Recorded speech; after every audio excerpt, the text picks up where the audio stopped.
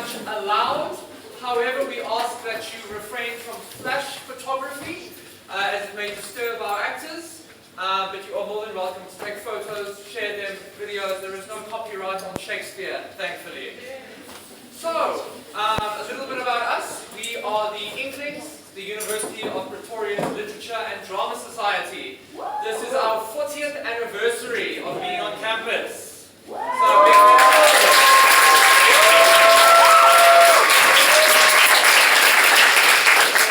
thank you very much. I'd firstly like to say a big thanks to all of you for coming out late on a Tuesday night to watch some Shakespeare, which I'm sure you spend all your free time doing anyhow. But another big thanks to all of my cast backstage and my crew helping out. It has been a long, arduous journey from the beginning of the year, but we have made it here so far. Now, because this is Shakespeare, there's probably going to be a lot of things that you don't understand. I'm doing my MA in Shakespeare, and I still don't understand a lot of stuff. It's natural. So, a little bit about our play today. We are going to watch a performance of Shakespeare's All's Well That Ends Well. It is going to be set in the court of Paris, as opposed to Paris. We decided to spice it up a little bit. And we have our main character, Bertram, whose father has recently died. He has to go get shipped off to go serve the king. Now there is someone else whose father has recently died, a young girl named Helen. Her father was a famous doctor. She has become Bertram's adopted sister. But she is very much in love with Bertram. And Bertram wants none of that. Not even a little. And Bertram is willing to betray the king and deny his orders to go fight in a war in Florence. He would rather fight a war than marry Helen. The king is very sickly. Helen, because her dad is a famous doctor, has some sort of medicine that she uses to cure the king, and the king promises her that she can choose any husband she wants. And who do you think she picks as her husband? Exactly, Bertram. And then, eventually, we'll see how Bertram reacts to that. So, this will be our first half tonight. Then, after our first half, we will have a brief intermission for 15 minutes. After our intermission, we will come back. I will give you a little summary again to refresh your minds. And then we will watch the second half of the show. Otherwise, everyone, please make sure your phones are on silent. You have no alarms planned for your pills late at night that is meant to come on. And I do hope you all enjoy the show. Thank you, everyone.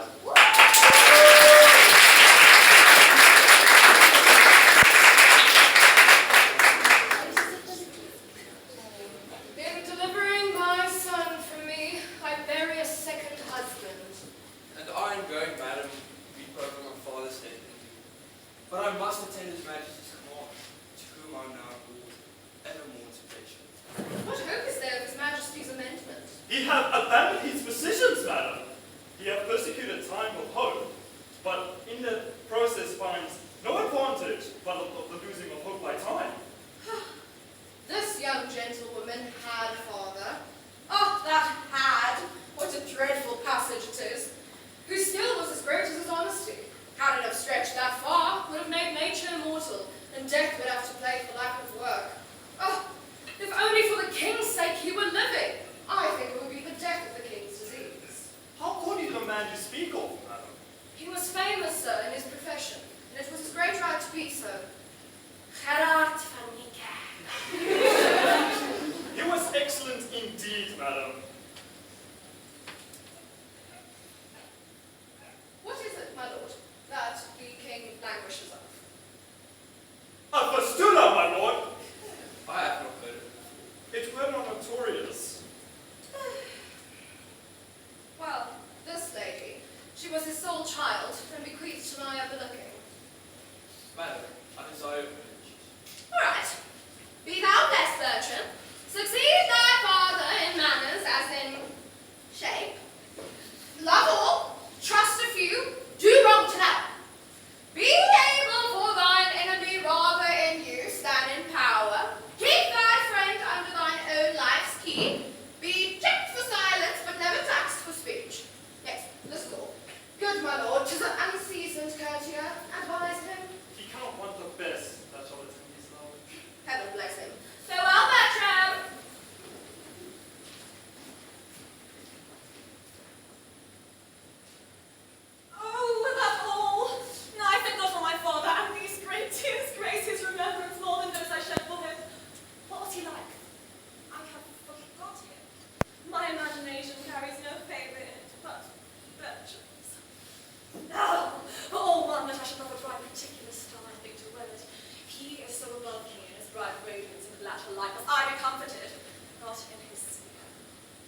ambition in my love thus plagues itself. The hind that be mated by the lion must die for love.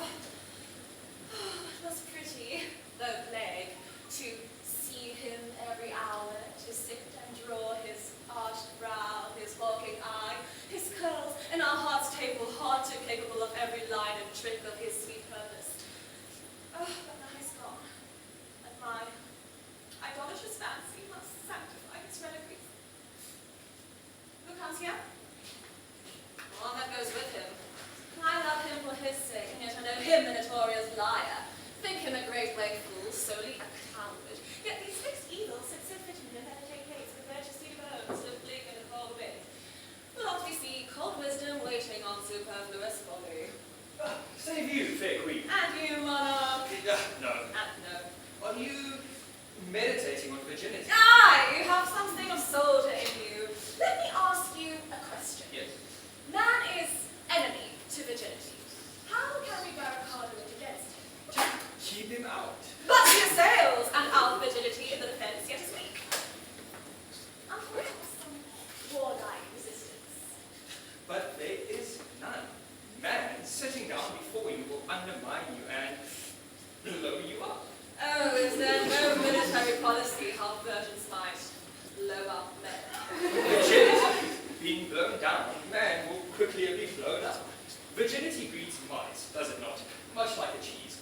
Besides, your virginity is peevish, proud, idle, made of self-love. Out with it. How might one do, sir, to lose it to her own liking? Let me see.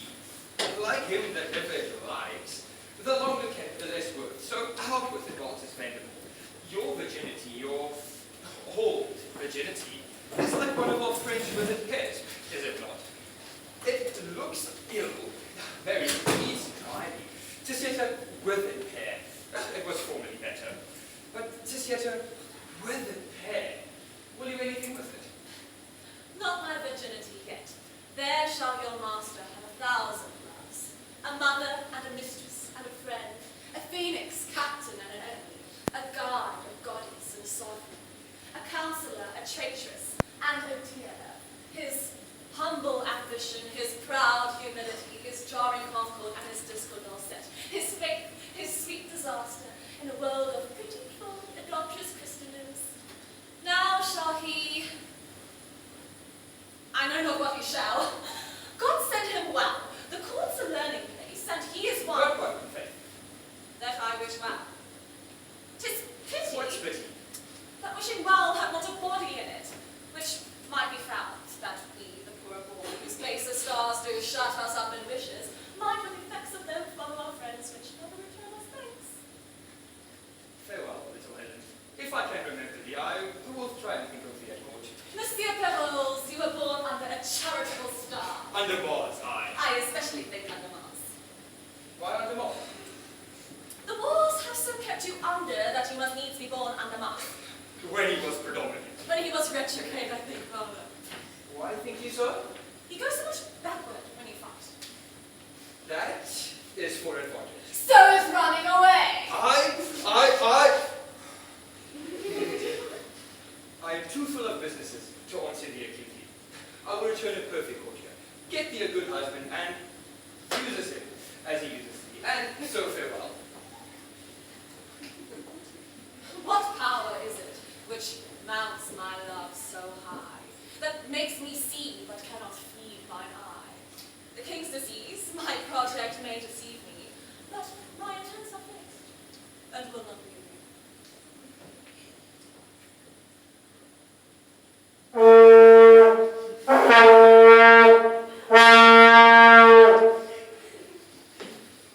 The Florentines and Seenoys are by the Lier, have fought with equal fortune, and continue a braving war. So it is important, sir. Nay, 'tis most credible. We here receive it to certainty, vouch for our cousin Austria, with caution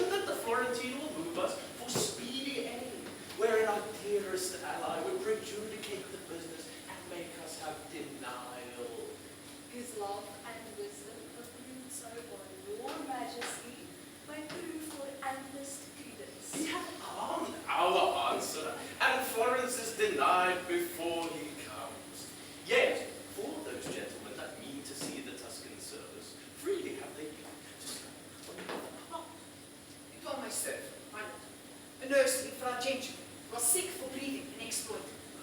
What's he that comes here? Oh, it is the Count de so, my good lord, young Berger. Youth, thou bearest thy father's face. Welcome to Paris. Would I had that corporal soundness now, as when thy father and myself first in friendship tried our soldiership. It much repairs me to talk of your good father. Such a man might be a copy to these young times, and we demonstrate them well, but goers ever backward. It's good remembrance, sir. Lies richer in your thoughts than honest too.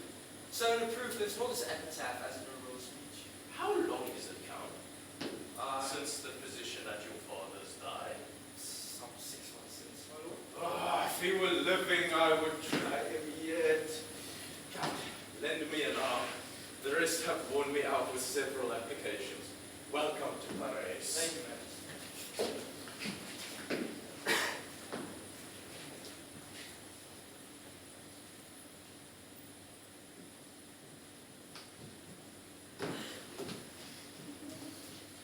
Get you gone, sirrah. The complaints I have heard of you I do not all believe. Tis not unknown to you, madam, I am a poor fellow. Well, sir, Tis not so well that I am poor, though many of the rich are damned. And indeed, if I may have your ladyship's goodwill to go to the world, Isabel, the woman and I, will do as we may. wilt thou needs be a beggar? I do beg your goodwill in this case. In what case? In Isabel's case and mine own, sir, this is no heritage. And indeed, I believe I shall never have blessing of God till I have issue of my body. For they say beds are blessings. Fine. Tell me the reason why thou wilt marry. My poor body, madam, requires it. I am driven on by the flesh. And he must needs go to the Is this all your worship's reason? faith, madam. I have other holy reasons, such as they are. May the world know then. I am a wicked creature, as you and all flesh and blood are. And indeed, I do marry that I may repent. Thy marriage sooner than thy wickedness. I am out of friends, madam, and I wish to have friends for my life's sake. Such friends are thine enemies, knave. You shall have, madam, a great many friends, for the names come to that which I am weary of. He that is my land spares my team and gives me leave to in the crop. If I be his coupled, he is my drudge. He that cherishes my flesh and blood comforts my flesh and blood. He that comforts my flesh and blood loves my flesh and blood. He that loves my flesh and blood is my friend. Ergo, he that kisses my wife is my friend. Get you gone, sir. Sirrah, tell my gentlewoman I would speak with her. Helen, I mean. Was this the fair-faced quatchy? What Grecian sacked Troy? Fond and fond was this King Priam's joy. With that she sighed as she stood, and gave this sentence then, among thine bad if one be good. Among thine bad if one be good, there's yet one good in ten. What good intent? You corrupt the song, One good woman in 10, which is a purifying of the song. Would God would serve so all the world 1 in 10, quoth he, and we might have one good woman born, but at a blazing storm, at an earthquake. Would men the lottery well? A man may roar his heart out here about them. You'll be gone, sir knave, and do as I command you. That a man should be at a woman's command. But yes, no. Forsooth, the business is for Helen to come hither. Well, now. I know, madam. You love your gentlewoman entirely. Oh, faith I do. Her father bequeathed her to me, and she, without much other advantage, may lawfully make title to as much love as she finds. There is more owing her than shall be paid, and more shall be paid her than she'll demand. Madam, I was very late one year than I think she wished to. Although she was and did communicate to herself her own words to her own ear, she thought I know about her. They do not touch any stranger's sex. Her matter was, she loved your son. You have discharged this honestly. Keep it to yourself. Many likelihoods informed me of this before, pray you. Keep this to yourself. Store it in your bosom, and I thank you for your honest care. I will speak with you further anon.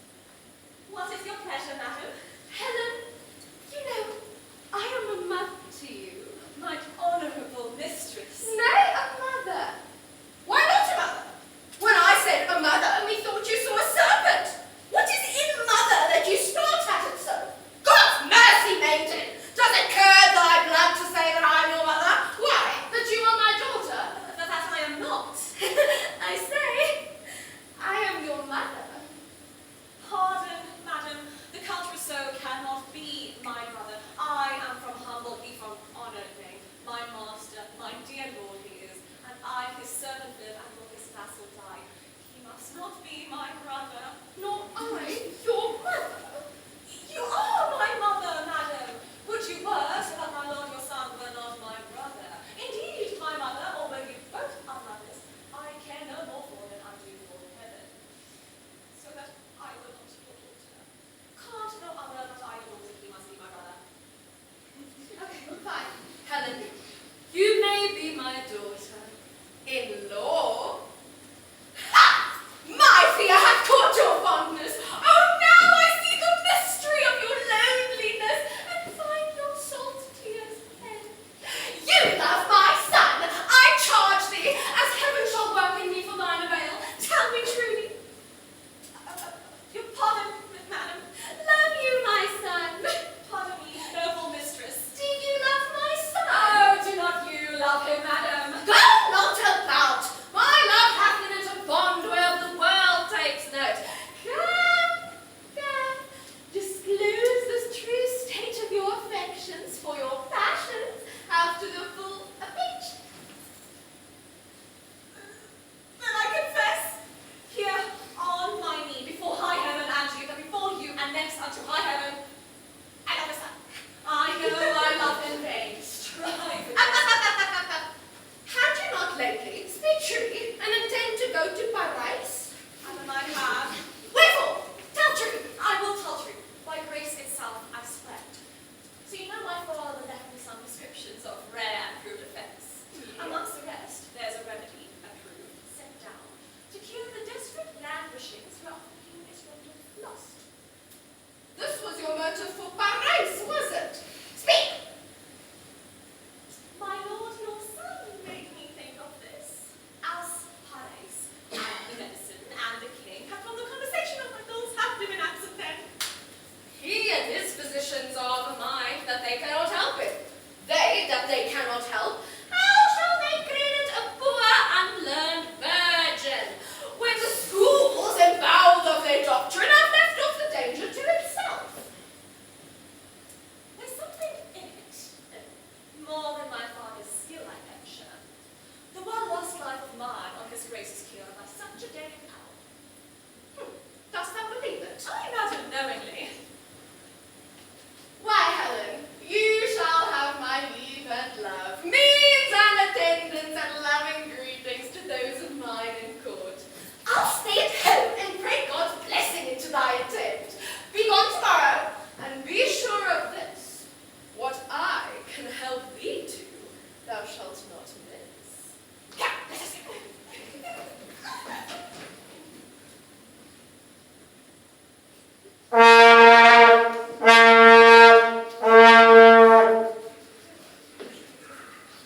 Farewell, young lords. These warlike principles do not throw from you.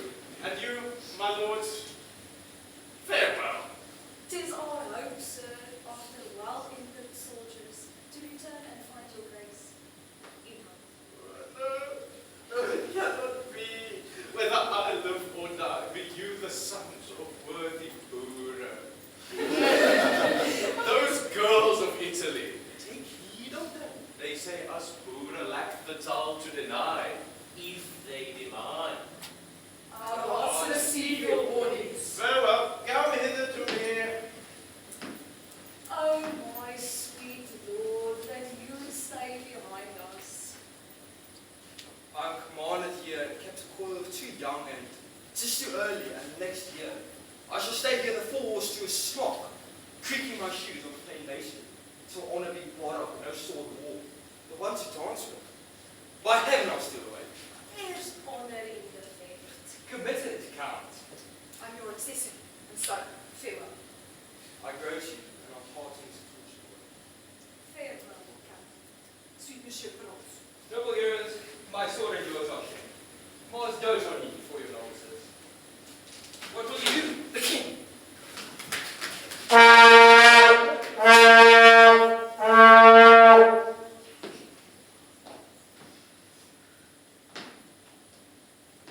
Pardon me, my lord, for meeting my tidings. I'll feel thee to stand up. And here's a man that stands, that is for his pardon. I would I broke thy pate and asked thee mercy for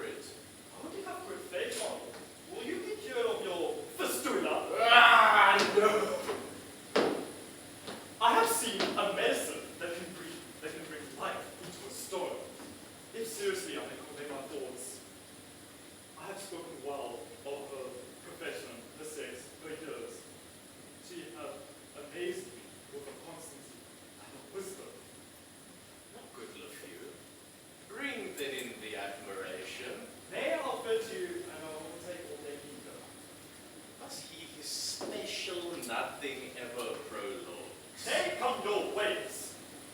This haste hath wings indeed. Nay, come your ways. This is your majesty. Speak your mind to him.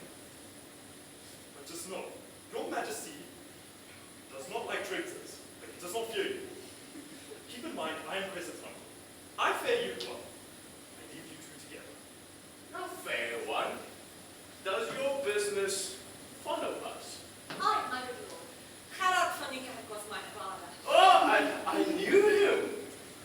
What did I confess? Well found, and knowing him is enough. On his bed of death, many receipts he gave me, chiefly one, which, as dearest issue of his practice, and hearing your high majesty's touch of that malignant cause wherein the honour of my dear father's gift stands chief in power, I come to tender it in my alliance with all bound humbleness. We thank you, maiden, but may not be so credulous of cure when our most learned doctors leave us, and the congregated college has concluded that labouring art can never ransom nature from her inaidable estate. My duty then shall pay me for my pains. I will no more enforce mine office on you, humbly entreating from a royal thoughts a modest one to bear me back. I cannot give thee less to be called grateful. Thou thought'st to help me, and such thanks I give as one near death to those that wish him live. But at what full I know, thou knowest no part, and I, knowing all my peril, thou'st no art. What I can do no hurt to try. But know I think, and think I know most sure, my art is not past power, nor you past cure. Upon thy certainty and confidence, within what space hopest thou my cure? Just infirm from your sound heart shall fly. Health shall live free, and sickness freely die. Art thou so confident? What darest thou venture? Tax of impudence, a strumpet's boldness, a divulged shame, traduced by odious ballads, my maiden's name. See it otherwise, nay, worse, if worse, extended with vilest torture, let my life be ended. The life is dear for all that life can rate. Worth name of life indeed hath estimate. Sweet practicer, thy physic I will try, that administers thy good death if I die. If I break time, or flinch in property of what I spoke, unpitied let me die, and well deserved not helping bless my fee. But, if I help, what do you promise me? Make thy demand. But will you make even? I buy my scepter and my hopes of heaven, how many few there are. Then shalt thou give me with thy kingly hand what husband in thy power I will command. But such a one, thy vassal, whom I know is free for me to ask and thee to bestow. Well, here is my hand. The premises observe. Thou shalt by my performance will be served. Shall we fix it today? Bend over.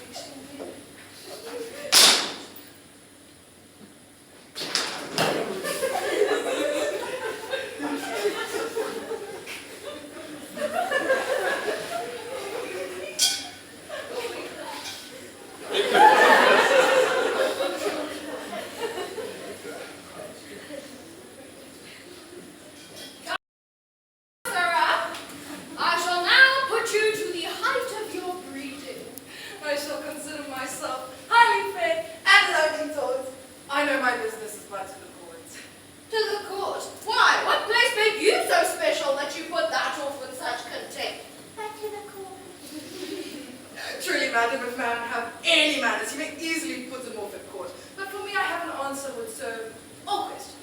Barry, that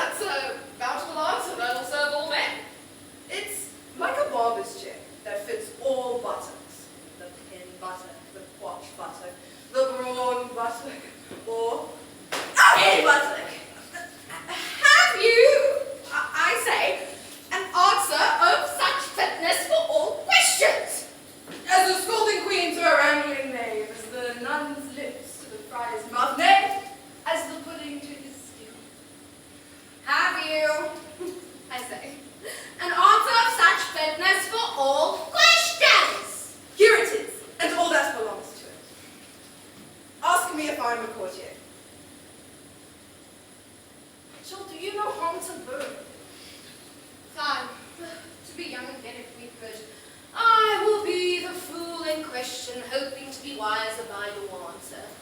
I pray you, sir, are you a courtier? I won't, sir. There's a simple putting off. Nay, put me to it, I warrant you. Sir, I am a poor friend of yours that loves you. Oh, Lord, sir. Think, not me. I think, sir, you can eat none of this homely meat. Ah, Lord, sir, nay, put me to it, I warrant you. You were lately whipped, sir, as I think. Oh, Lord, sir, spare not me. Do you cry, oh Lord, sir, at your whipping, and spare not me? Indeed, your oh Lord, sir, is very sequent to your whipping, and you would do very well to a whipping. Were you but bound to it?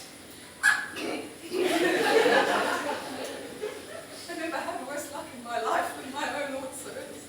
I see things may serve long, but not serve ever. And aim, sir, to your business. Give Helen, no, not that, this, and urge her to a present answer back. Commend me to my son and my kinsman. This is not much. Not much commendation to them. Not much employment for you, you understand me?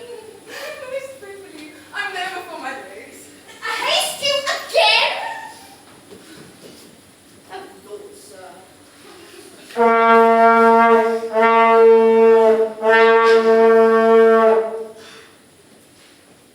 Come, bring before me all the lords in court. Sit, my preserver, by thy patient side.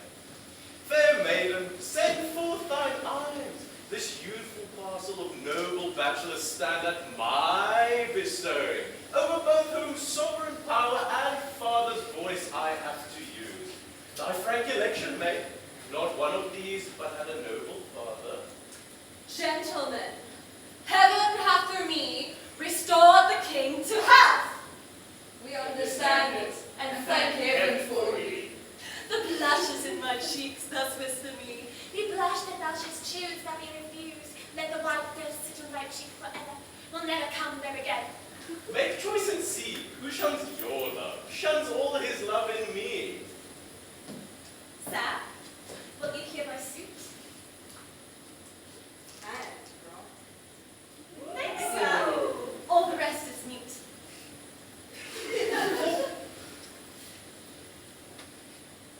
The honor, sir, that flames in your oh, before I speak too threateningly replies. Love make your fortunes 20 times above her that so wishes and her humble love.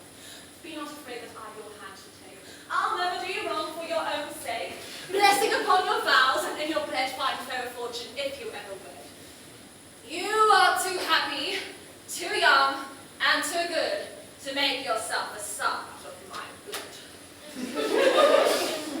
If there's one great, if there's one great left, if you not be a Mars, I have known him since I was 14. I dare not say I take you, But I give me in my service, and the whilst I live into your life. This is the man! Why, the young Bertram, take her! She is thy wife. Wife, my liege, I shall beseech your kindness. In such a business, give me leave to use the help of mine own eyes. Knowest thou not, Bertram, what she has done for me? Yes, my good lord. No hope to know why I should marry her. Bertram, thou knowest she has raised me.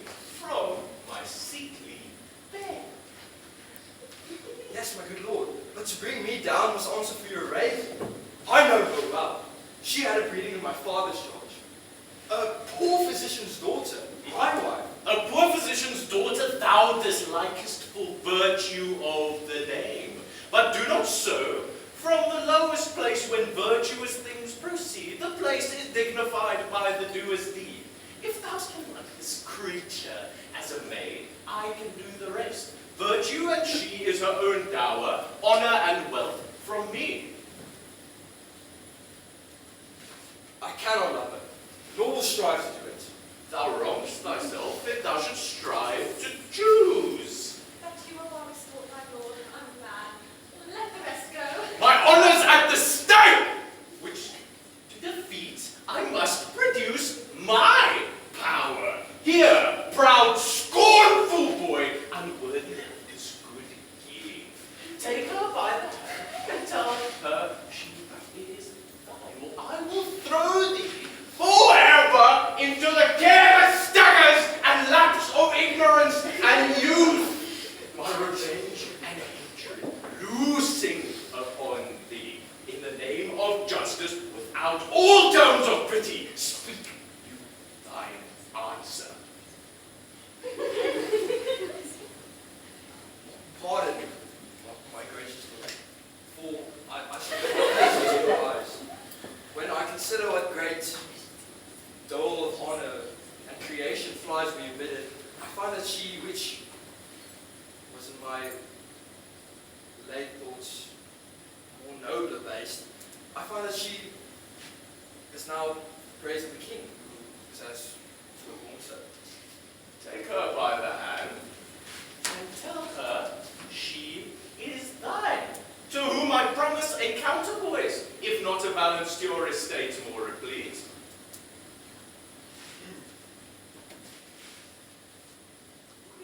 I take her hand. Oh, good fortune and favor of fitting smile upon this contract, whose now one brief ceremony shall seem expedient, and be performed tonight, as thou lovest her. All love is religious to me, else it does end. Come, we shall go make love now. Sirrah, your lord and master's married. There's news for you. You have a new mistress. I most unfeignedly beseech your lordship to make some reservations of your wrongs. He is my good lord, but whom I serve above is my master. Who? God? I, sir. The devil is your master! If I were 2 years younger, 2 hours, I would beat you! I think that every man deserves to beat you. You were put on this earth so that every man could breathe on you. But, my lord, this is hard and undeserved measure. Sir, you were beaten in Italy for picking a colonel.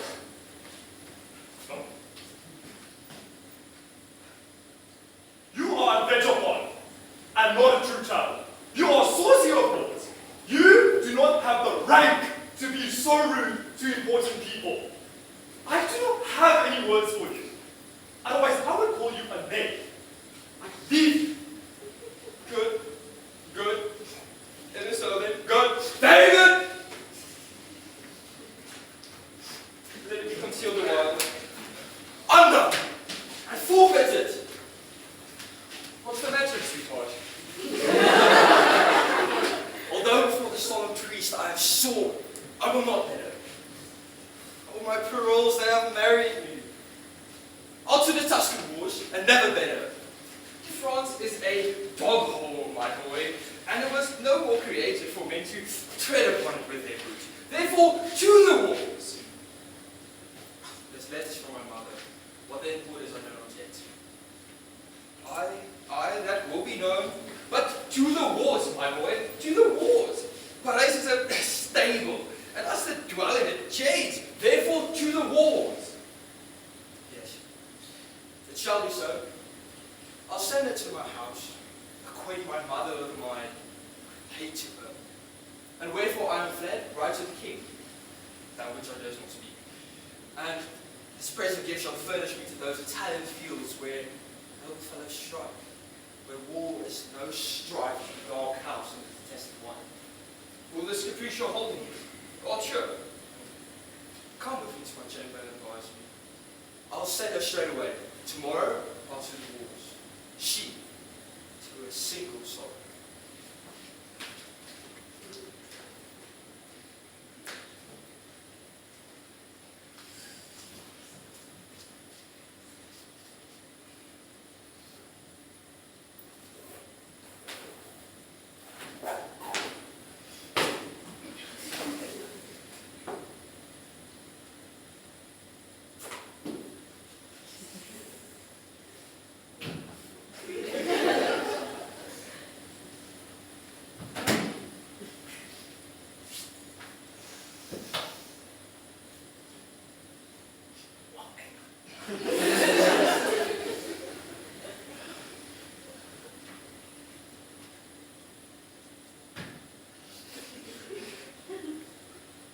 My mother greets me kindly. Is she well? She's not well. Yet she has her health. Indeed, she is very merry. Yet she's not well. But, indeed, she wants nothing more in this world, but she's not well. If she be very well, what does she ail that she is not very well? Truly, she is very well indeed, but for two things. What two things? One, that she is not in heaven, whither God send her quickly, and the other, that she is on earth, from whence God sent her.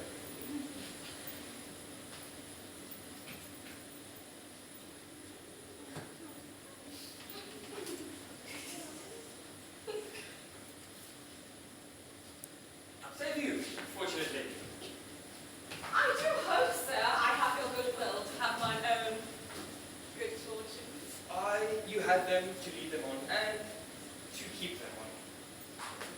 My name, how does my old lady? Is that you, her wrinkles, and I her money? Would you do as you say? Why, I say nothing.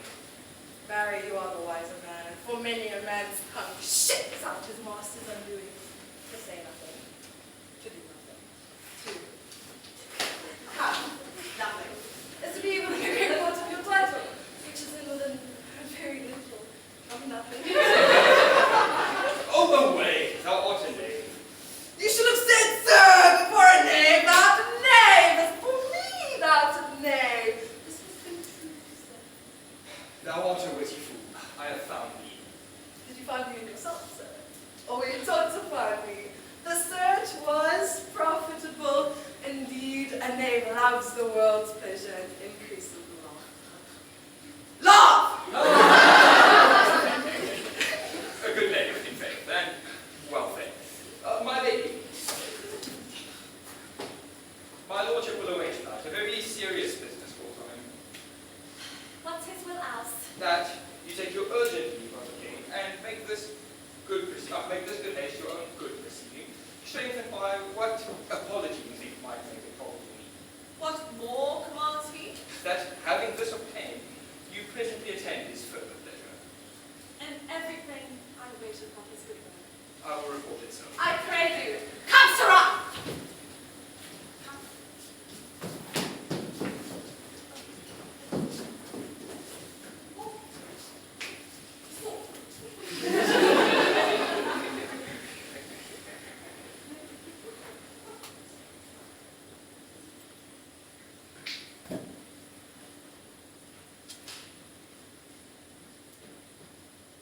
But I hope your lordship thinks he's not a soldier. Yes, my lord, I'm very valid. Well, then my doll goes true. I took this log for balloting. Aye, Who's your tailor? I pray you. sir. Oh, no, I know him well. He's a good tailor and a good workman. Yes, he is very good and intelligent, sir, and I'm very valid.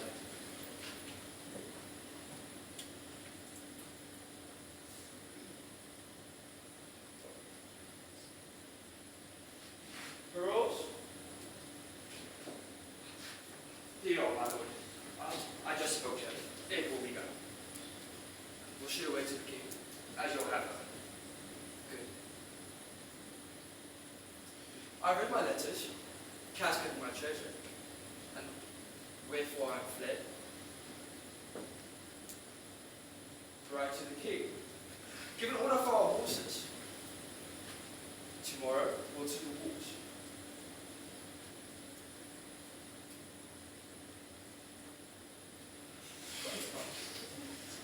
Hold on.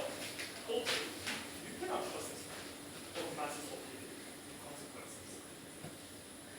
Is there some unkindness between you and my lord, monsieur? I do not know how I have run into my lord's displeasure. We must do good. Thank you. I don't know, I swear. You are right, do you not know him? I know him well. Common speech gives him a worthy pause. Here comes my cloak. I have, sir, as I was commanded from you. Spoke with the king and procured leave for present parting. Only he desires some kind of speech in you. I shall obey as lord. This to my mother. It shall be 2 days ere I shall see you, so I leave you to your wisdom. Sir, I can only say that I am your most obedient servant. Come, no more of that. And ever shall seek to eke out that which road my holy stars have earned to equal my great fortune. Let that go. My haste is very great. Pray, sir, your pardon? Well, what would you say?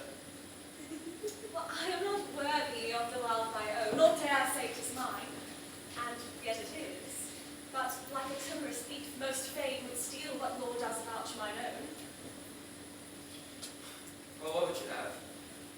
Something, and scarce so much nothing indeed. I would not tell you what I would, my lord. Faith, yes. Strangers and foes do sunder, I not. Yes. I pray you, say not, but in haste of course. I shall not make your bidding, my good lord. Let's get on, man. Farewell.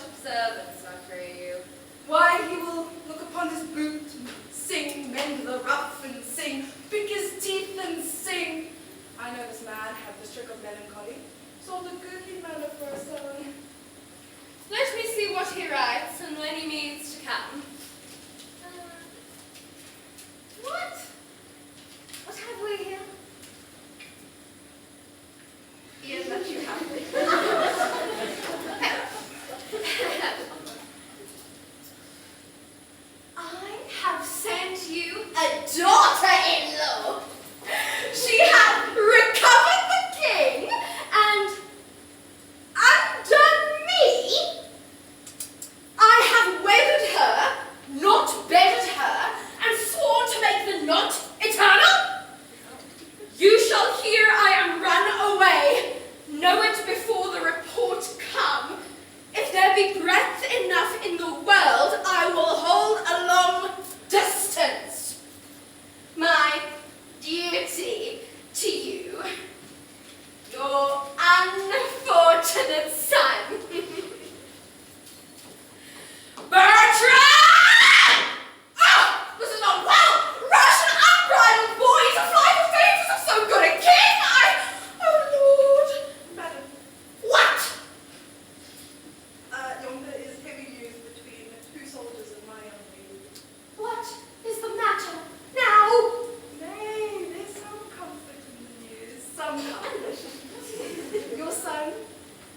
killed as soon as I thought he would. Why should he kill him? Does he run away like he does? The danger isn't standing to it. It's the loss of men, though it be the getting of children. But for my part, I don't know anything. I only hear that he has run away. Will they come to tell you more? No, but why should we kill him? What? Save you, good madam. Madam? My Lord is gone. Let him go. Do not say something.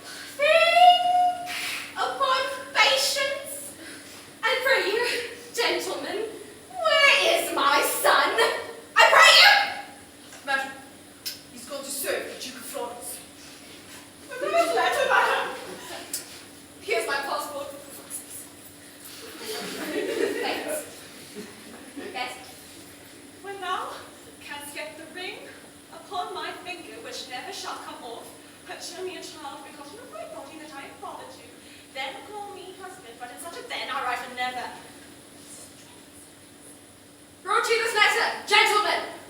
I, madam, and for the content's sake, sorry for our client. Pretty lady, have better cheer. He was my son, but I do wash his name from out my blood, and thou art all my child. Towards Florence! Is he? I, madam. Oh, and to be a little soldier. Such is his noble purpose. Return you thither. I, madam, with the swiftest wings of speed. Till I have no wife, I have nothing in Paris. 'Tis bitter.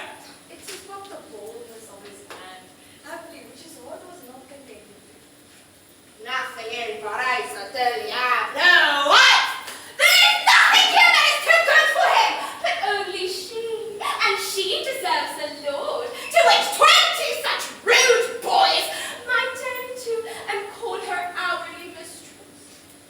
Who was with him? Servant only, and the gentleman which I have someone under. Harold, was it not? I, my good lady, he A wicked fellow, tainted fellow, full of wickedness. I, madam, the fellow has a deal of that too much. You're welcome, gentlemen. When you see my son, I entreat you to tell him that his sword can never win the honor that he loses. We serve you, a friend. In that, In all your worthiest defense. not so. But as we exchange our courtesies, will you draw near?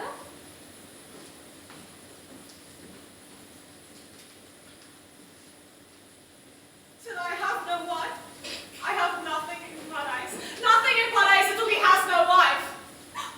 Oh, thou shalt have none, Rousseau. None in Paradise. Oh, poor Lord. Is not I that chased thee from thy country and exposed those 10 limbs of thine to the event of the nuns' bearing war? Whoever shoots at him, I set him there. Whoever charges on his forward breast, I am the gate that do hold him to it. And though I kill him not, I am the cause his death was so effected. Come thou home, Rousseau. I will be gone. My being here it is that holds thee hence. Come night and day, for with the dark with thee, never steal away.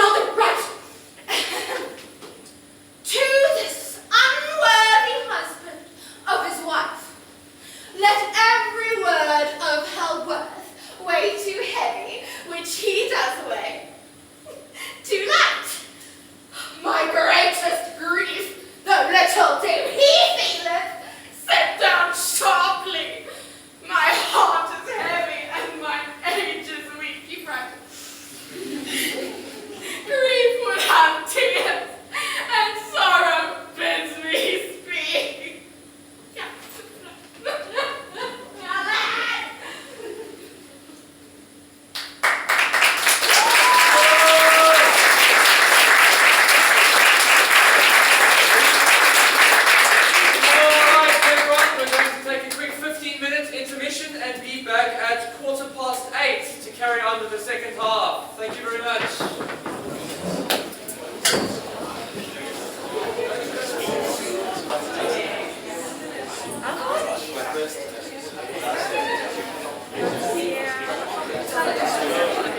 All right, everyone, let's get ready for round 2. So.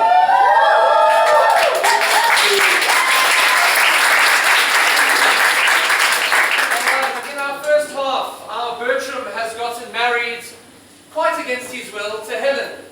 He was not very happy, so he has decided to go fight in the war in Italy. This is a very unimportant war. People are allowed to fight on whatever side they pick because it doesn't matter. But we are now starting our next set in Italy. We open up with 2 Italian women, a widow and her daughter, who look on as the Freistaat army comes marching across the stage. Furthermore, we will see Bertram falling in love with one of these Italian ladies because the second he is away from his wife, he sees the first woman and instantly wants to woo her. Helen, also fleeing from the Freistaat, has decided to come look for lodging with these 2 ladies, disguising herself as a man. You might not be able to tell it's even her, but you will see. She is going to make a plot. Since Bertram is trying to woo this lady Diana, she is going to do what is known as a bed trick to get Diana to promise Bertram they will sleep together, but when they go, Helen will be there instead. And all the while, in our Freistaat camp, we have all of the soldiers who do not trust paroles, even for a second. So they decide to make a plan of how we can unroot Paroles' untrustworthiness by capturing him and making him think he is being interrogated. All the while, back home in Paris, everyone believes Helen, after fleeing, has died. Bertram, everyone, they also believe Helen is dead because she has fled. But she isn't. Enjoy the second half, everyone.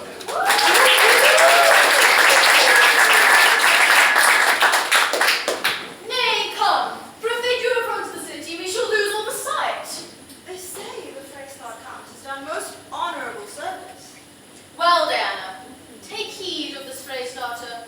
The honor of a maid is her name, and no legacy is so rich as honesty. I've told my neighbor how you've been solicited by a gentleman. His companion won paroles. Filthy officer. Beware of them, Diana. Their promises, enticements, oaths, tokens, and all these engines of lust are not the things they go under. Need not fear me, mother. I hope so. Look, here comes a pilgrim. I know he will like my promise. I'll question him. God save you, pilgrim. Whither are you bound? To St. Jacques van Graan. Where did the farmer's lodge I do beseech you? At the St. Francis, here beside the port. Is this the way? Aye, marry it is. Hark you, they come this way. Thanks, ma'am. If you will tarry, but till the troops come by, I will conduct you where you shall be lodged. The rather, for I think I know your hostess as ample as myself. Is it yourself? If it will please you, pilgrim. I only thank you and will stay upon your leisure. You came, I think, from Freistaat. I did so. Here you will see a Boer man of yours that has done most worthy service. Whose name, I pray you? The Count Rousseau. Know you such a one? Ach, but by the ear that hears most nobly of him, his face I know not. Oh, whatsoever he is, he's taken bravely here. He stole from the Freistaat, for the king had married against his liking. Think you it is so? I surely. Hear the truth. I know his lady. Oh, alas, poor lady. 'Tis a hard bondage being the wife of such a detested lord. I warrant, good creature, wheresoever she is, her heart weighs sadly. This young maid might do as she returned, if she pleased. How do you mean? Maybe the amorous counsellor sits there in the unlawful purpose. Does indeed, and brogues with all that can in such a suit corrupt the tender honor of a maid.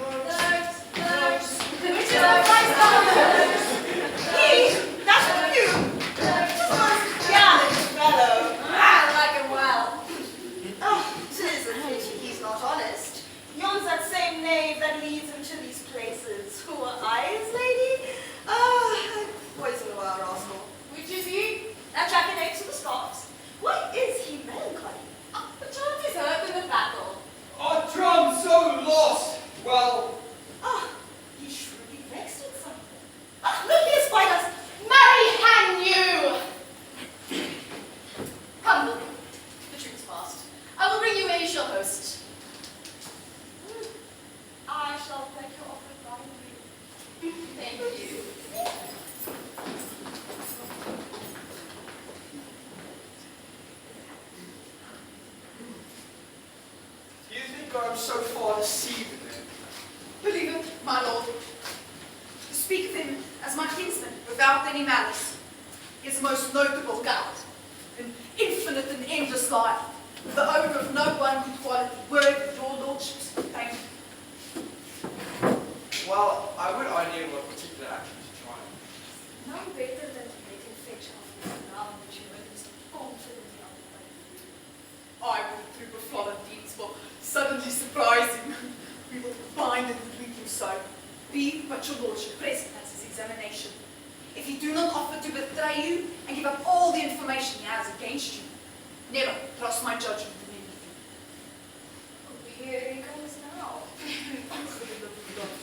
You do not hear of his design. Let him fetch with his drum in any hand. How now, monsieur? This drumstick's sorely your disposition. Pox on it, it is but a drum. But a drum. 'Tis but a drum. Ugh, a drum so lost. Well, we cannot condemn our success, but some dishonor we had in the loss of that drum. It might have been recovered. It might, but it is not count. It is to be recovered. Why, if you have a stomach, do it, monsieur. If your mystery and stratagem can bring forth this instrument of honor, go on. By the soldier's hand, this hand of this soldier, I will undertake it. But you must not now slumber in it. I'll adopt it this evening, and by midnight look to hear further from me. May I be so bold to acquaint his lordship? No. What the result will be, I do not know, but the attempt, I do promise. I know thou art valiant, and thy soldiership will subscribe for thee. Farewell. I love not many words. No more than a fish loves water. Is this not a strange fellow, my lord, that so confidently undertakes this task which he knows is not to be done? You do not know him, my lord, as we do. Surely it is that he will steal into some man's favor, and for a week is a great deal of his others. I must go look at my books. I shall be here. Let your brother stay on. I speak your lordship. So, let's go to the house and show you the lass I spoke of. Want you to say she is honest. Aye, she is honest, but wondrous honest. I have spoke to her but once, sent her a few letters, a few tokens, all which she did send. She's a fair creature. Let's go to her house. Come, let's see her.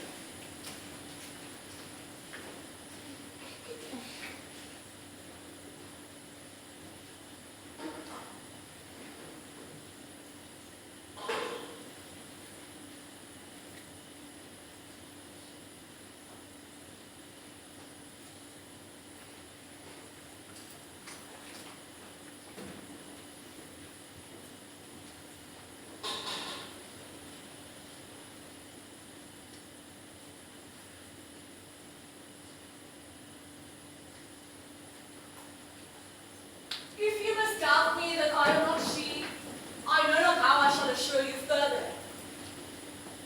But I shall place it my Though my estate be fallen, I was well born, nothing acquainted with these businesses. First give me trust. The Count he is my husband. I should believe you, for you have shown me that which well proves you are great in fortune. Take this present then, and I shall buy your friendly Count thus far, which I will overpay and pay again. The Count he woos your daughter, a ring the Count he wears, which downward has succeeded in his house from son to son, some 4 or 5 since the first father wore it. This ring he holds in most rich choice, yet in his idle fire to buy his birth, it would seem too dear, however repented after. Now I see the bottom of your purpose. You see it lawful then. It is no more but that your daughter, ere she seems as one, desires this ring, appoints him an encounter. If will meet for the time, herself most chastely absent. I yielded.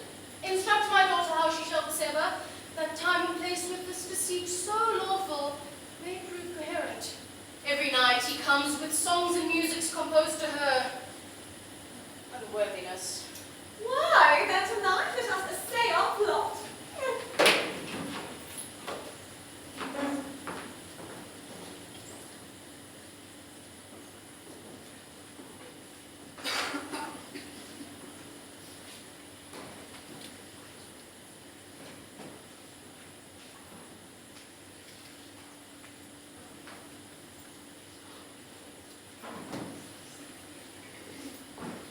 When you say it, Bonnie, speak what terrible languages you will. Though you understand it not, no man. Unless there's someone who must put a truce for an interpreter. Good captain, good captain, captain, captain, captain. But Let me be your interpreter, please. art not acquainted with him. Knows he not thy voice. No, sir, I promise you. He hath the smack of all neighbouring languages. Therefore we must everyone be a man of his own fancy. Not to know what we speak to one another is to know straight our purpose. As for you, interpreter, you must invade with me. But, Cacho, here he comes. 10 o'clock. Within these 3 hours, 'twill be time enough to go home. What the devil should I have done? What the should move me to undertake the recovery of this job? I must give myself some hurts. But slight ones will not carry it. For they will say, what? Get me off with so little. Aye. But great ones I dare not give. For what? What's the occasion? A drum now for the enemies.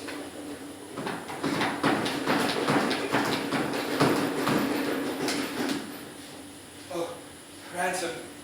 Ransom. Oscos Pabucho! Cago, cago, cago!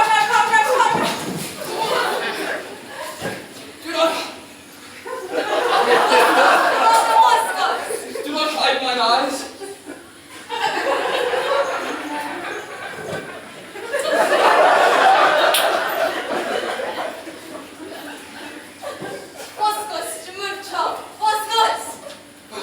I know you're the Munchos regiment. I shall lose my life. Be they German or Dane, Low Dutch, Italian, Afrikaans, let him speak to me. And all the scandals of the camp I'll discover. Oscos Favaro, betake thee to thy faith, sir, for 17 poniards are at thy bosom. Pray! Rauka na mea dolce! Scorpiduchus, Volivorco. Accorda lenta. Come on. You are granted space.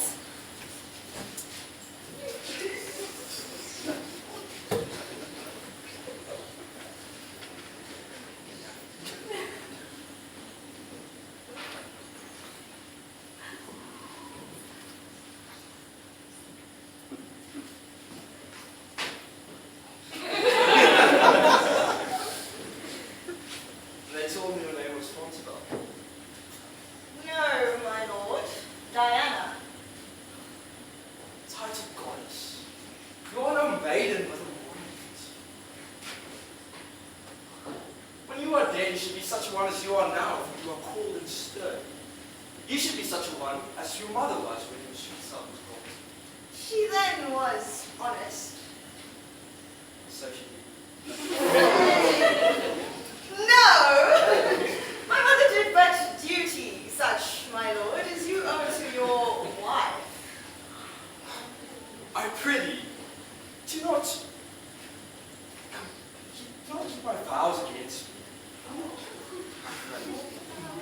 Do not keep my vows against me. I will if I so please. Change it. Be not so hungry, cruel. Love is good. I see that men make ropes in such a scare that we'll forsake ourselves. Give me that ring. I'll lend it to thee, but have no power to give it from me. Oh, no, not, my lord. It's...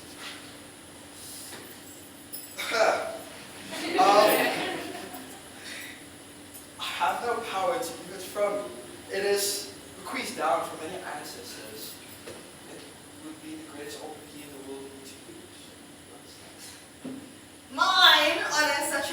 my chastity is the jewel of our house, bequeathed down from many ancestors, which are the greatest obloquy in the world, in me to lose. Take it. Take my ring. My house. My honor. He, my life. He died.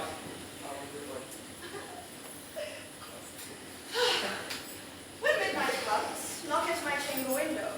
When you have conquered my yet maiden bed, remain there but an hour, nor speak to me, and my reasons are most strong. You shall know them when again this ring shall be delivered, and on your finger in the night I'll put another ring that, what in time proceeds, may token to the future our past deeds. Adieu till then fail not. You won a wife with me, though there my hope be done. A heaven on earth I have won by wooing thee.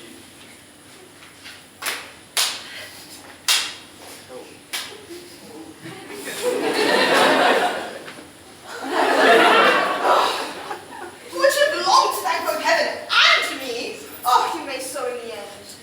My mother said just how he would move, as if she sat in his heart.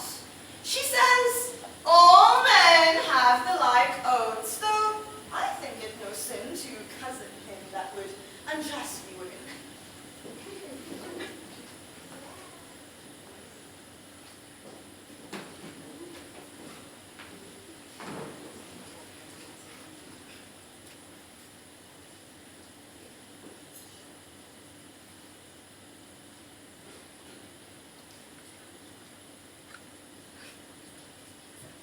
You have much worthy blame laid upon him for shaking off so little wine, so sweet a lady. Especially, you have incurred the everlasting displeasure of the king. I will tell him the thing, but you shall let dwell dark on it. When you have said it, it is dead, and I will pray it. He hath perverted a young gentlewoman here in Florence, of a most chaste renown. And this night refreshes his will in the spoil of her honor. He hath given her his monumental lady, and thinks himself made in an unchaste composition. Is it not made damnable in us to be trumpeters of our own unlawful intents? We shall not have his company tonight. Not till after midnight, for he has died to his hour.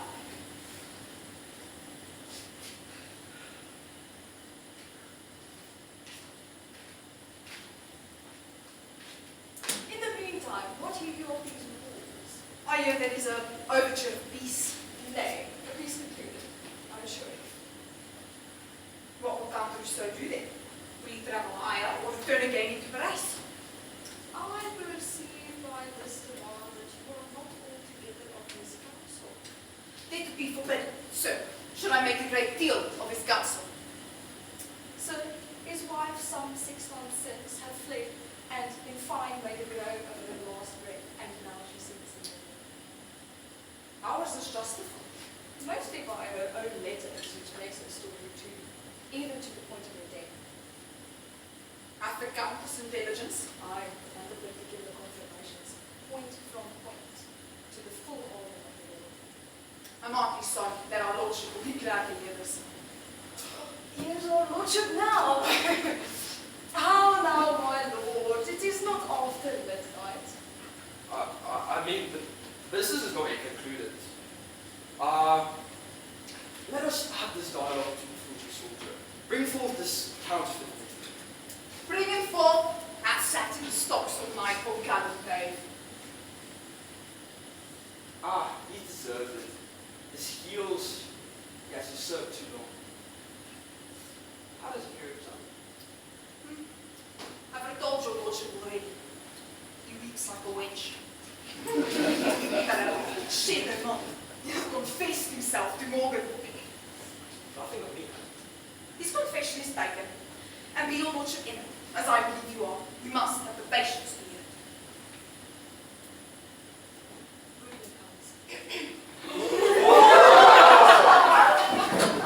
A pox upon him! Muffled! He shall say nothing of me. I shall leave him. Porto da Trosa!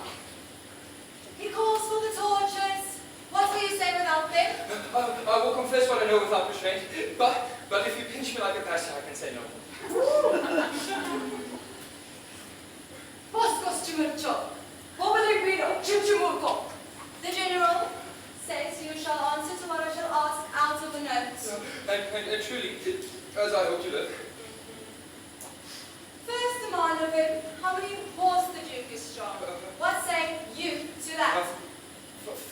5 or 6,000.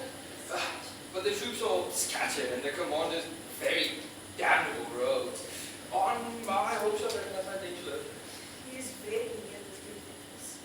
Demand of them what strength they are foot. What say you to that? Let me see.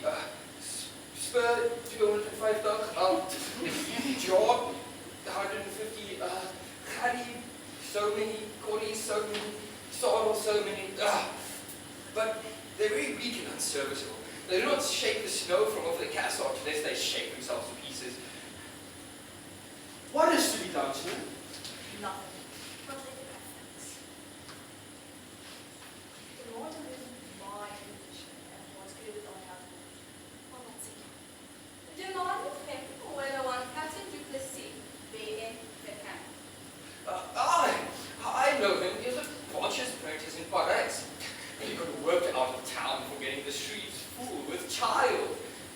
A poor rogue who could not say a nay. And what is his reputation with the Duke? The Duke knows him as just one of the soldiers in my band. In fact, he wrote to me just the other day to turn him out of the band. I think the letter is somewhere on me. Nay, we will search. Nay, the closer of the maybe your lordship's turning on. Here it is. Here's a paper. Shall I read it to you? Nay, I do not know if it be it or no. It could be with the Duke's letters in my tent. Lier, the accounts are full and full of gold. That is not the Duke's letter. That is an advertisement to a most honourable maiden in Florence. I did but write it to warn her about the burden. Well, No sons broke. When he swears oaths, bid him drop gold and take it. After he scores, he never pays the score.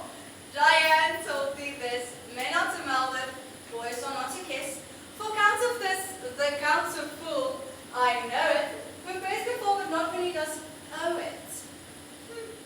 Thine as he bowed to thee in thine ear, her rolls.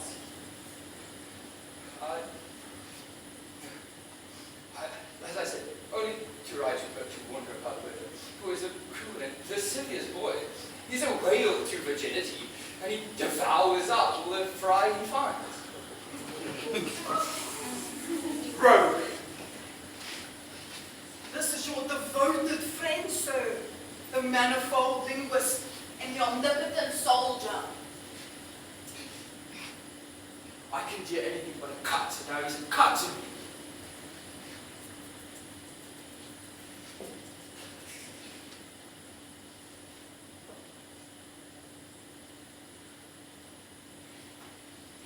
What about the Captain Duplessis' brother? Would you know him? He's a crow of the same nest. They're both cowards, but his brother the best there were. He's a well-known drunk, and in his sleep he does little harm save to his petloads about him. And of his honour I cannot speak much. What an honourable man should have, he had nothing. And what an honourable man shouldn't have, well, he had it all. To detest me as my honesty. Pox upon him. He's a cut. More and more. Well, sir, I will whisper with the general, and I will know what shall be done to you.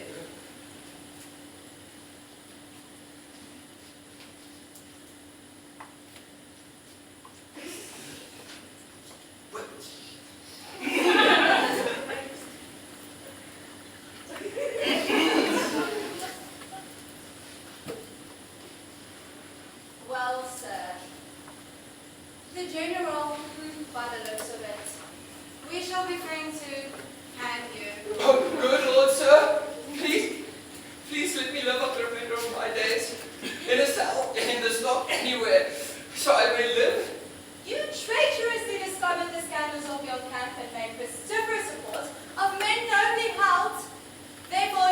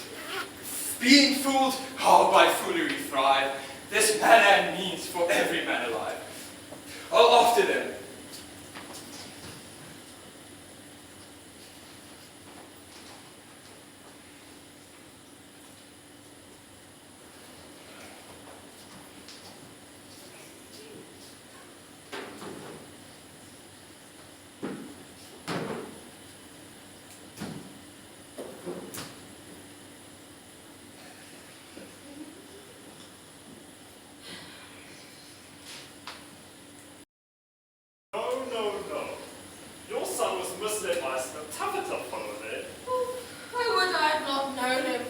It was the death of the most virtuous, noble woman nature ever had praised for creating.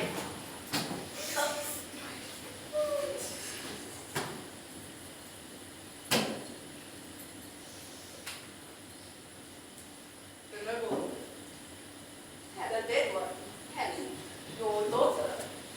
Yes. Yes, yeah. She was the sweet martyrdom of the salad, or the herb of grace, condolences and whatnot. We may pick 1,000 salads before we pick another herb. Agreed, sir.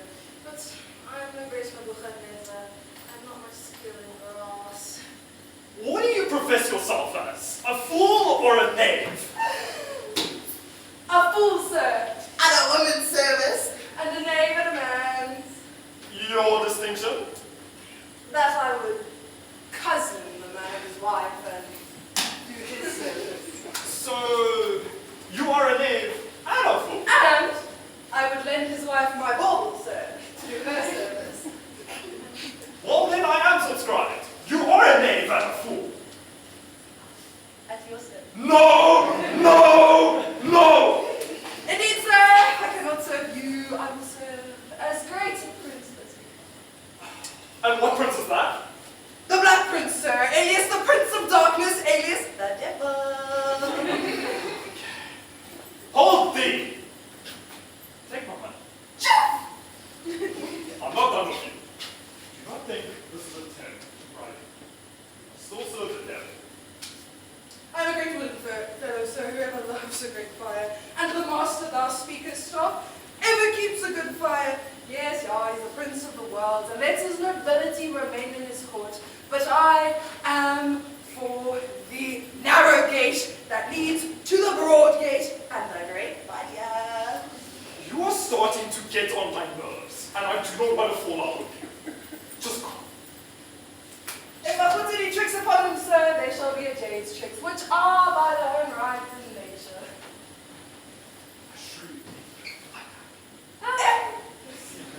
Aye, that he is. My lord has gone and made himself much entertainment out of him. It's by his will that he remains here, which he thinks is a pattern for his, sauciness. He has no pace.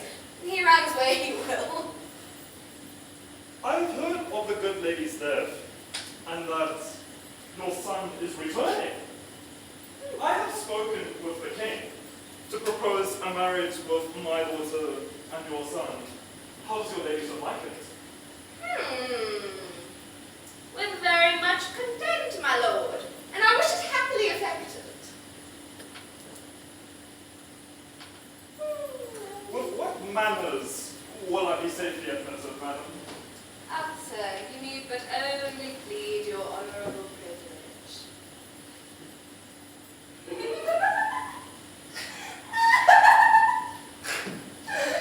What is that?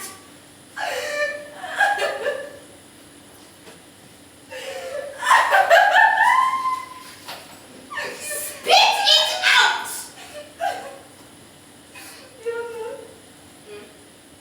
Is my lord your son, with a patch of velvet on his face? Whether there be a scar under it or not, the velvet nose, but 'tis a goodly patch of velvet. His left cheek is a cheek of 2 pile and a half. His right cheek, worn bare. A score not be got to a noble score. He's honorary, is lively, if you will be like that. But it is your carbonaded face. Let us go see your son. I long to speak with him, the young noble soldier. Wait, madam. With delicate fine hats and most courteous feathers which bow the head and nod at every man. Let's go see.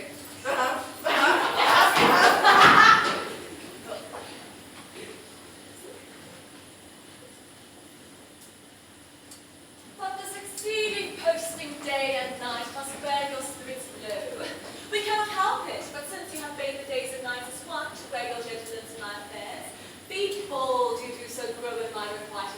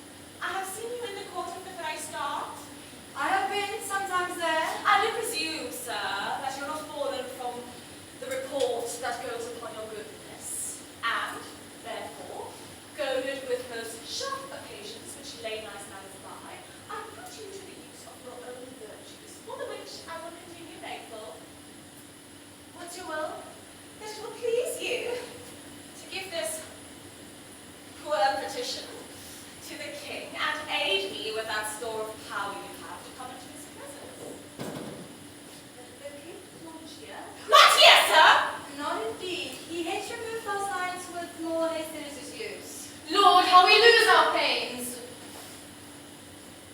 All's well that ends well. Yet, your time seems adverse, and needs unfit. I do beseech you, whither is he gone? Mary, as I take it to sir, whether I am going. I do beseech you, sir, since you are like to see the king before me, commend this gracious paper to his gracious hand, and it will render you no blame, but rather make you make pains for it. I will come after you with what use people are means to make of peace. If this will do for you. And you shall find yourself well thanked. Whatever falls more, we must do horse again. Go, go, provide.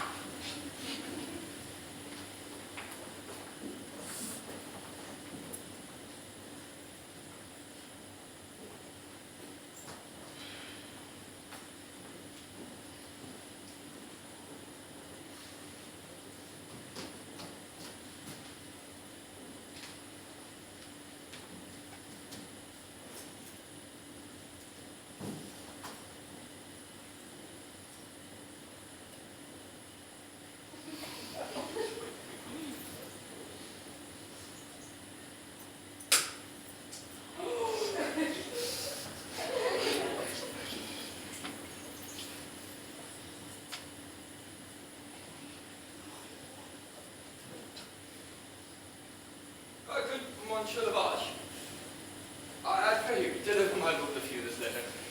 I have been known to you, and I have been acquainted with fresher clothes. But, as you can see, I have been recently much in fortune's muddy pool.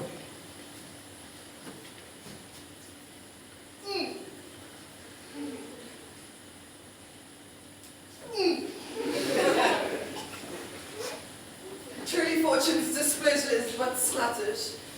If she smells the strongest thou speakest of, I will henceforth eat no more fish of fortune's buttering. Prithee allow the wind. I pray thee, do not stop your nose. I spoke but by a metaphor.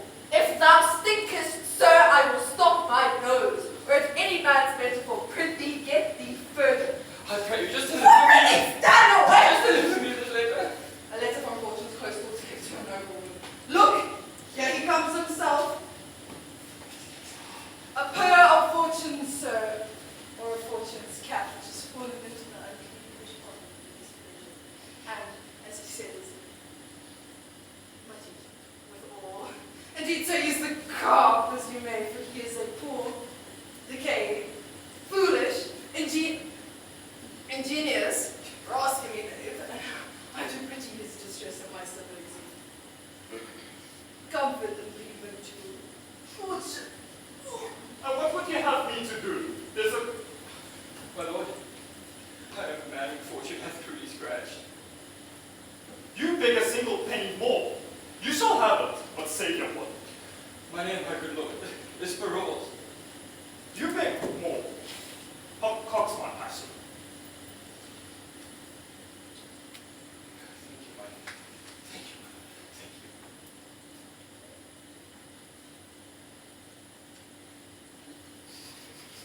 Shall we show your house, Lord, please?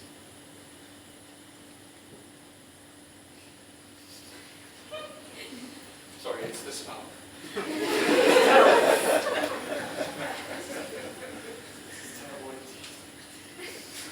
we to your house like a child, my lord? Yes. Yes, indeed. Thank you, my lord. Thank you. Thank you. Which way?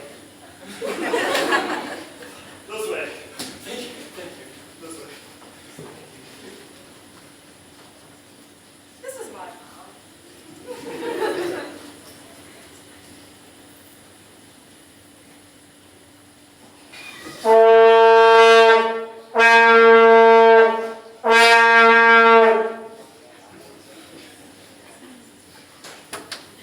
We lost a jewel of earth, and our esteem was made much poorer by it. But your son, mad in folly, lacked the sense to know her estimation of home.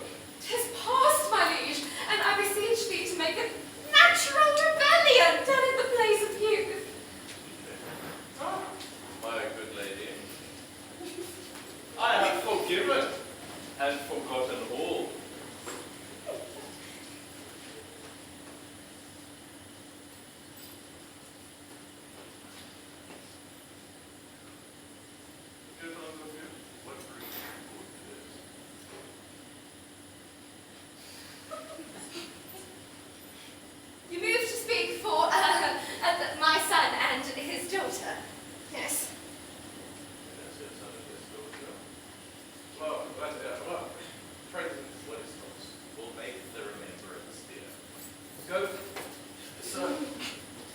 country, sir.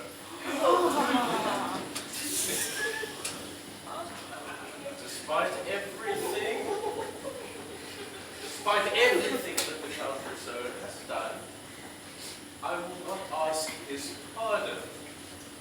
What says it to your daughter? Have you spoken? This one. Well, then we shall have a match. I have letters that set him high in fame. Young Bertram, I am not a day of season, for thou mayst see sunshine and a hail in me at once. But to the brightest beams, distracted clouds give way. Stand thou forth, the time is fair again. My repentant neighbours, Not all is whole, not one more word of the consumed time. Do you remember the daughter of this lord? admired. She was my first. Well excused that thou still love her, which strikes some scores away from the great call. Be the sweet Helen's knell, and now forget her. Send forth your amorous token for fair Maudlin. The banquet's inside. We'll live to see our widow's second marriage day. Oh, much better than the first! Oh, heaven bless! Oh, nature, it really says. Let us see the ring.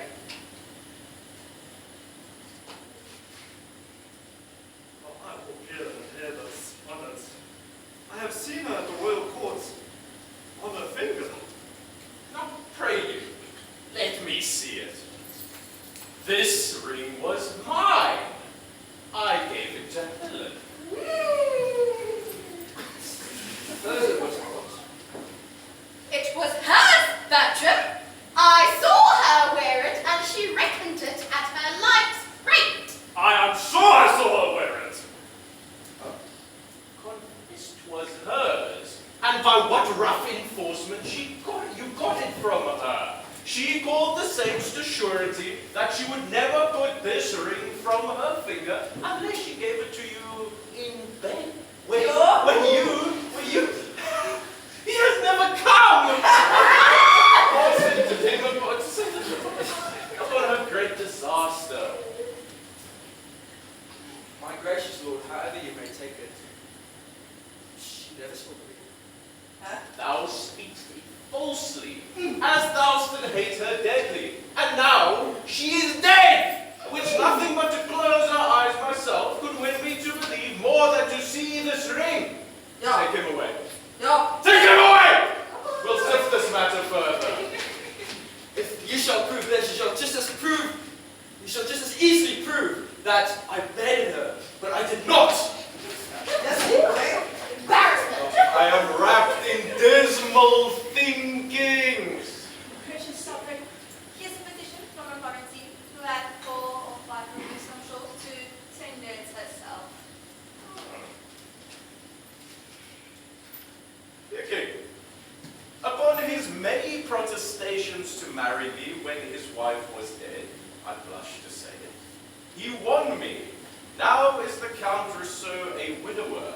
His vows are forfeited to me, and my honor is paid to him. He stole from Florence, taking no leave, and I follow him to his country for justice. Granted me. Oh, O King! In you at best lies, otherwise a seducer flourishes, and a poor maid is undone. Ah, Diana, delay. I will buy me a son-in-law in a fed, and toll with him, and then just get rid of him. Seek these suitors. Go speedily and bring again the Count. I am afeard the life of the Lady Helen was foully snatched. Murder! And now justice on the doer.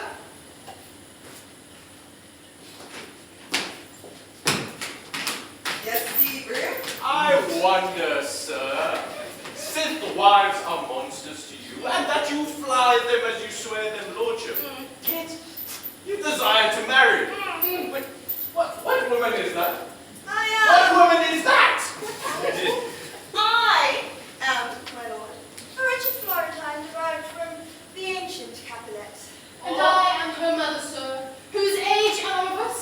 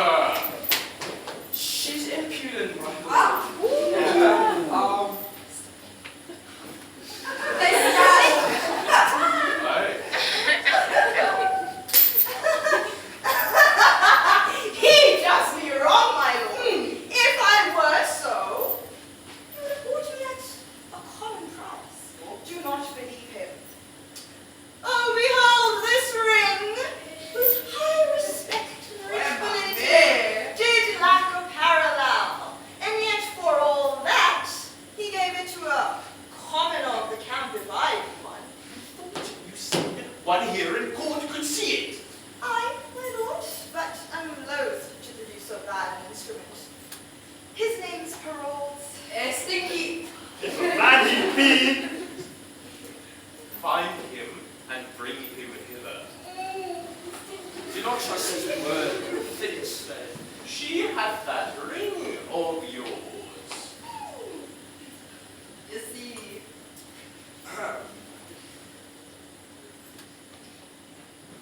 She never saw it, I swear. Now you, what ring was yours, I pray you? would you like the same upon your finger, sir? Know you this ring? And This was his of late.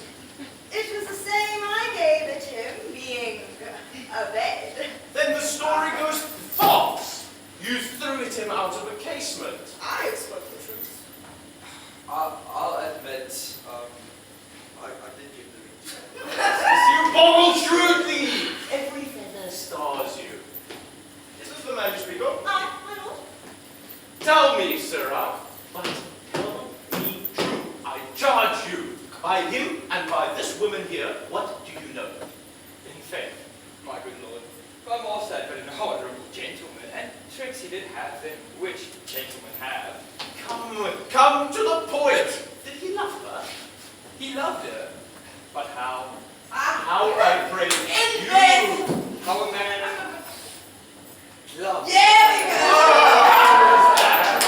Well, he loved her, but he loved her not. And as thou art a knave, and as thou art not a knave, what an equivocal companion. I'm but a poor fool, at your majesty's command. And Stinky. But Paroles, wilt thou not speak of thou knowest? I didn't know between my lord and the lady, and I didn't know that they went to bed and other motions that promised marriage. But the rest I will not speak for it will derive me. Thou hast spoken all already. This ring you said it was yours. I, my lord. Where did you buy it? Who gave it to you? It was not given me, nor did I buy it. Who lent it to you? It was not lent either. Where did you find it? I found it not. If it were yours by none of these ways, pray you tell me, how could you give it him? I never gave it to him. This ring was mine. I gave it to him. It might be yours, it might be hers. Take her away! To prison with her, I do not like her now. And away with him! Unless thou tellest me where thou hast this ring, within this hour you will die. I'll never tell you. Take her away! I put a veil, my lord! Wherefore hast thou accused him of all this while? Because he's guilty! And he's not guilty. He knows I'm a maid and he'll swear to it. I know I'm a maid and he knows not. Great king, I'm no strumpet by my life, but I am either maid or else this old man's wife. She does abuse to our ears. To prison with her. No! I'm not listening to my man! Stay, royal sir! No, he knows himself! My bed he hath defiled! And I will find he put his wife through trial! Dead though she be, she feels her young one kick. Now here's my riddle! One that's dead is quick, and behold! The meaning! Is there no exorcist? Because the true horrors of mine own eyes. Oh, is it real that I see? No, sir. She's but the shadow of a wife, you see. The name and not the thing. Both. Pardon. Oh, my good lord. When I was like this maid, I thought you wondrous kind. Look, there's your ring. And look, see, here is your letter. This, it says, eh? When thou canst get the ring upon thy finger, which never shall come off, and show me a child begotten of thy body that I am father to, then call me husband. This is mine. Will you be mine now that you are doubly one? If thou can prove thyself, I love thee dearly, very dearly. Huh? Listen, If it appear not plain, or prove untrue, deadly divorce step between me and you. Yes, please. Oh, my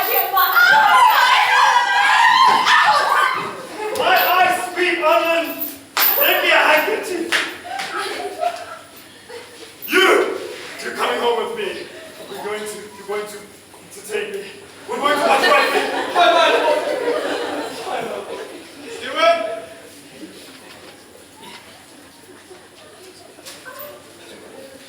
Let us from point to point this story know, to make the even truth in pleasure flow. If thou beest yet a fresh uncropped flower, choose thee thy husband, and I'll pay thy dower. All yet seems well, if and so be it. The bitter past, and more welcome is the sweet. The king's a beggar, and now the play is done. All's well is ended if the suit be won. That you express content which we will pay, with strife to please you, day exceeding day. Ours be your patience, and these are your parts. Your gentle hands lend us, and take our hearts.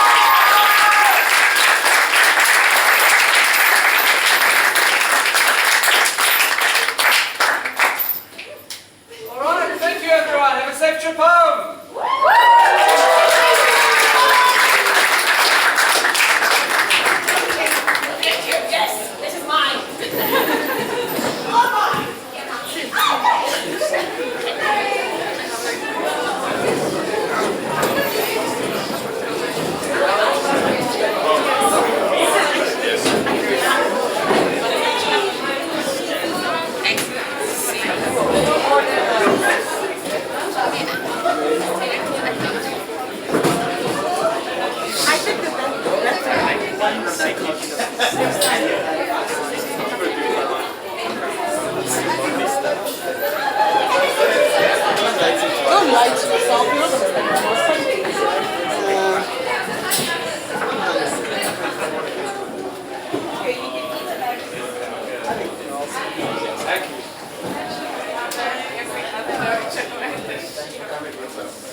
you.